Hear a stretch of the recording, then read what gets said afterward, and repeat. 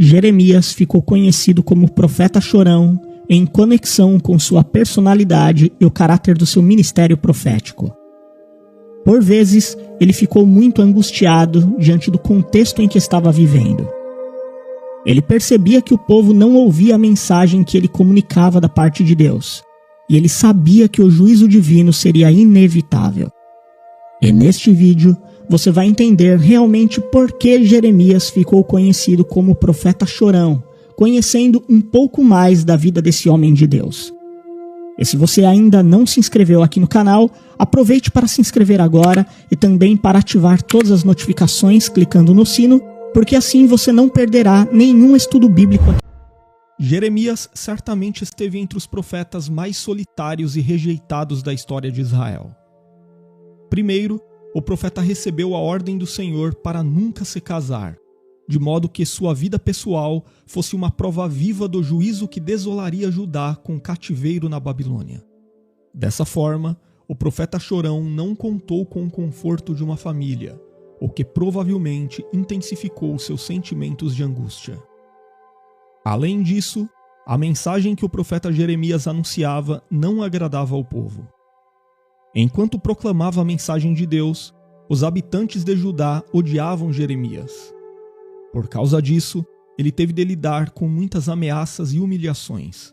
Ele chegou a ser preso, torturado e quase foi morto. E como todas as suas dificuldades refletiam a rejeição do povo a Deus, Jeremias se angustiava e se lamentava muito, de modo que o apelido Profeta Chorão tornou-se muito apropriado para identificá-lo. Inclusive, algumas passagens do próprio livro de Jeremias muitas vezes são usadas para descrevê-lo como profeta chorão. Num dos versículos mais lembrados nesse sentido, Jeremias declarou: "Provera a Deus a minha cabeça se tornasse em águas, e os meus olhos em uma fonte de lágrimas.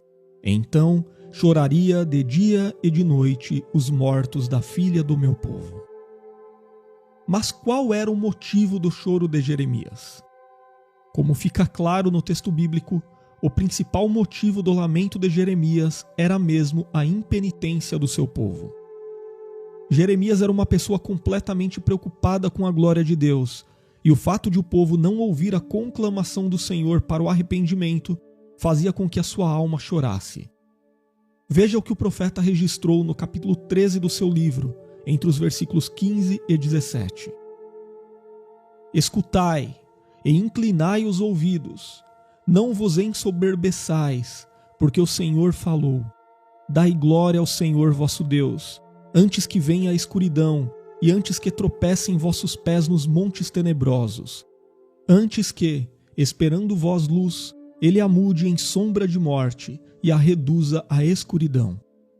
E se isto não ouvirdes, a minha alma chorará em lugares ocultos, por causa da vossa soberba. E amargamente chorarão os meus olhos, e se desfarão em lágrimas, porquanto o rebanho do Senhor foi levado cativo."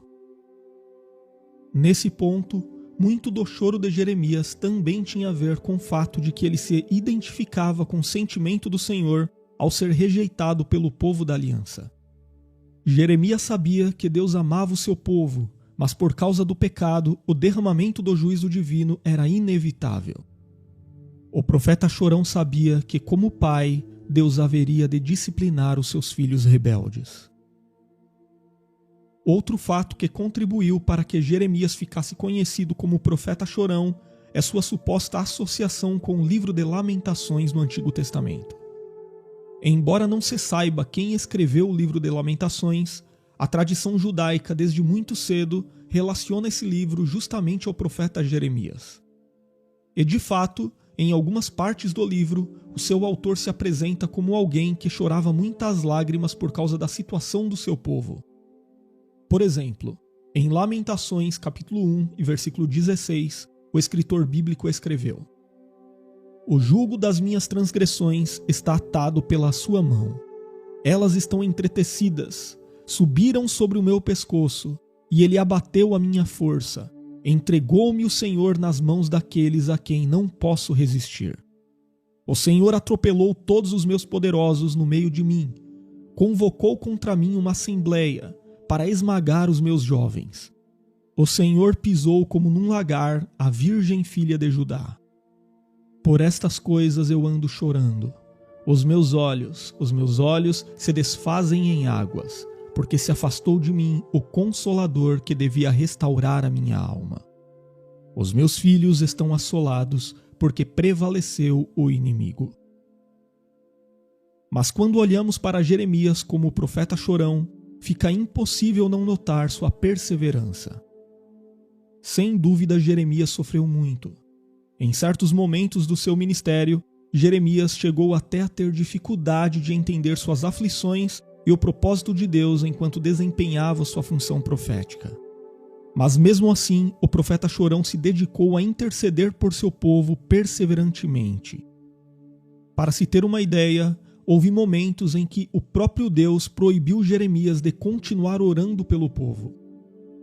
Veja o que o Senhor disse a Jeremias no capítulo 7 e versículo 16 do seu livro. Mas a você, Jeremias, não ore por este povo, nem faça súplicas ou pedidos em favor dele, nem interceda por ele junto a mim, pois eu não o ouvirei. Mas em tudo isso, o profeta chorão aprendeu a respeito da soberania de Deus. Ele desempenhou seu chamado apesar das circunstâncias adversas. As pessoas de seu tempo não lhe deram ouvidos, mas a sua profecia atravessou os séculos e se tornou uma das mais citadas no Novo Testamento. Inclusive, em certo sentido, o ministério de Jeremias se assemelhou ao ministério terreno do Filho de Deus, pois o Senhor Jesus chegou a ser comparado a Jeremias pelo povo, conforme nós lemos em Mateus capítulo 16 e versículo 14. Além do mais, tal como Jeremias, o Senhor Jesus Cristo também chorou pela Jerusalém impenitente e anunciou a sua destruição. Então, certamente o profeta chorão serve de exemplo a todos aqueles que são desafiados no cumprimento de sua vocação. Assim como Jeremias, muitos cristãos se sentem solitários mesmo enquanto estão pregando a palavra de Deus. Outros, por sua vez, não enxergam resultados positivos em seu ministério frente à dureza do coração dos homens. Mas como Jeremias, os crentes são incentivados a encontrar satisfação no Senhor, confiando que Ele está no controle de tudo. Como Jeremias, os redimidos são levados a entender que sua maior preocupação deve ser a glória de Deus, e que sua exultação é Cristo. E se você